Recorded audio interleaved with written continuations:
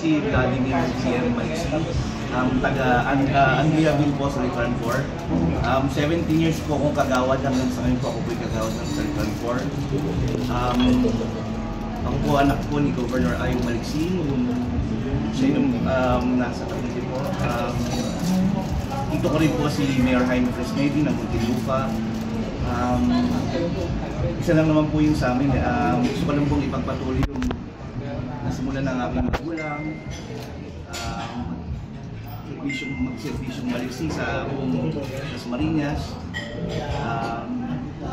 at isinusulong ko rin po yung mental health, kasi po sa Dasmariñas wala po kasing mental health. Natin po yung iba, hindi nila naintindihan yung psychiatric problems ng bawat isa, kung bakit may nagpapakamatay, bakit may nag-suicide.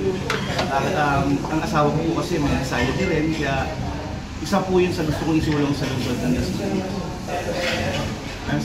Salamat po.